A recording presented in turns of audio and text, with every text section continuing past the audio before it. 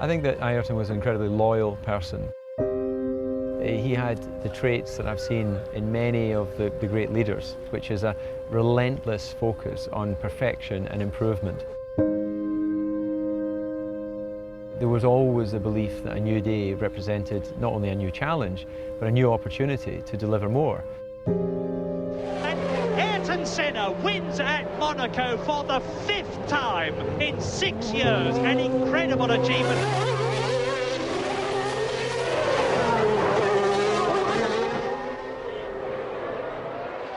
Ayrton was already a legend before he joined Williams. I'd been with the team for 2 years, testing for Nigel Mansell and then Alain Prost. They both were championship winning years, 92 and 93. And there was a huge expectation of his arrival. The fact that it was Ayrton Senna. The myth surrounding what he was able to do in certain conditions, his commitment in qualifying, his ability in wet conditions.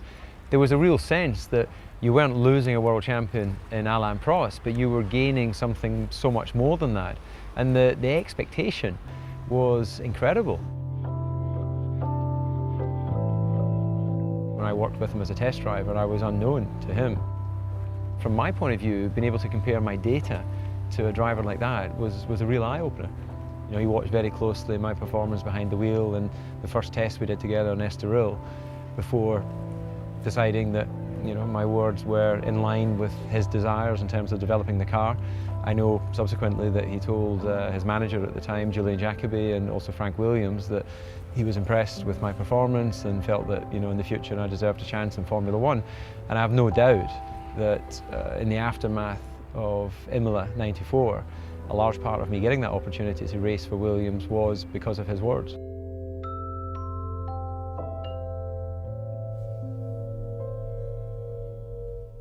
Everyone was in shock after Imola. The whole sport, those that had never followed the sport before, suddenly tuned in.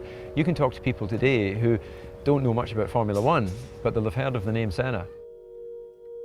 I remember standing in the paddock at Silverstone. I was racing in Formula 3000 and I was watching the start of the Grand Prix on a television there and seeing the crash and thinking that doesn't look good, but not for one moment thinking that Ayrton was dead. And if we remember that death was in the air because of what had happened the day before with Roland Ratzenberger, and I'd received a fax that morning from the team, which was signed by Ayrton as well, wishing me all the best for my race at Silverstone. So I felt a connection with what was happening there in Imola, and of course I was the test driver. And then later, when it was confirmed he had died, I was shocked. You know, sadly, the memory I'll have of working with him, of course, is that it was through his death that my opportunity to race in Formula One came. But, you know, I've got very strong memories of the time working with him, and I'll cherish those.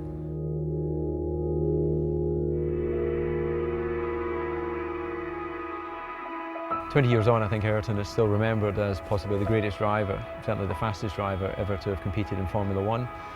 He's remembered for his great commitment, his sense of loyalty to the teams that he raced for.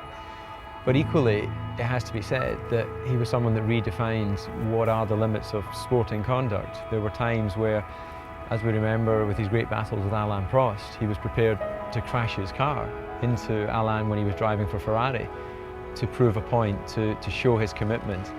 And, you know, that arguably wasn't always to the liking of the purists. But that said, what it did show is in an era where commitment and absolute belief was what separated the greats from the good, then he redefined that, and there's no question that he's a great.